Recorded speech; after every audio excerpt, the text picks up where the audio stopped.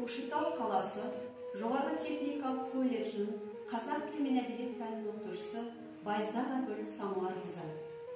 Биыл қазақ тілі үшін күрескен Алаштың арысы, педагог, қоғам қайраткері, түркітанушы Ахмет Байтұрсынұлының туғанына 150 жыл. Барша қазақстандықтарды өткір тілді, дархан пейілді қазақ елінің ұлы ұстазы Ахмет Байтұрсынұлының мерейтойымен шын жүректен құттықтаймын.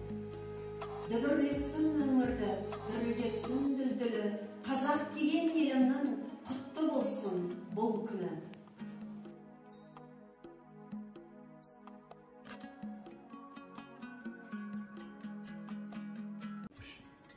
Алты алаштың басын бірге құраған, үш бейім бар әділ шешім шығарған, ұлтстазы Ахметтің тілегі, ұрпағының даналығын сұраған.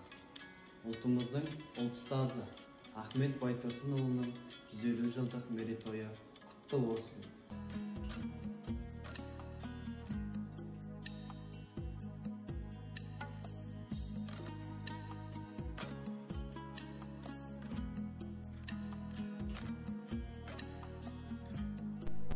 Ұлағатты ұлт ұстазы Ахмет Байтұрсынұлының 150 жылдық мерейтойы құтты болсын.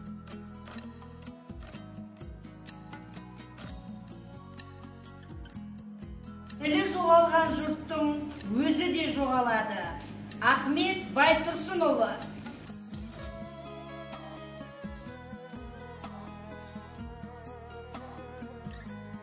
Ұлы ұстазы Ахмет Байтұрсыновтың 150 жылдық мерейтойы құтты болсын.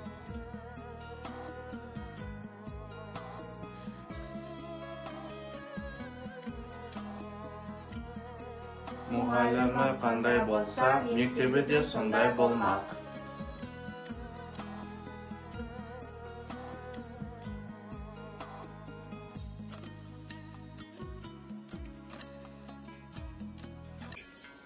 Көкшетау қаласы жоғары техникалық колледжінің қазақ тілі мен әдебиет пәні оқытушысы Сейілбекова Сәулеш Жамқұлқызы.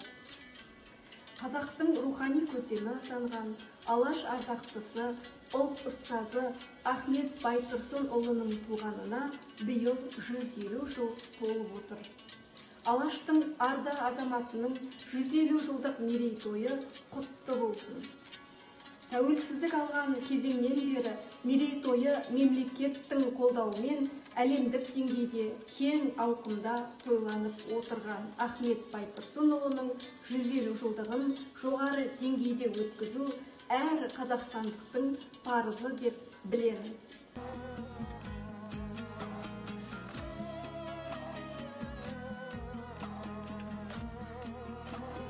Тіл тазалығы дегеніміз ана тілдің сөзін басқа тілдің сөзінен шұбарламау.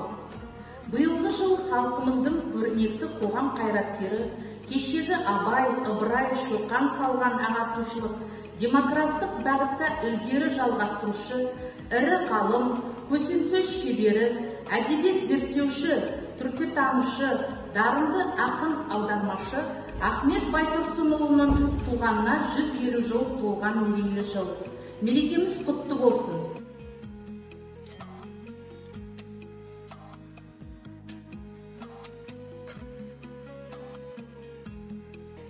Ахмет Байтұрсыновтың 150 жылдық мерейтойы құтты болсын.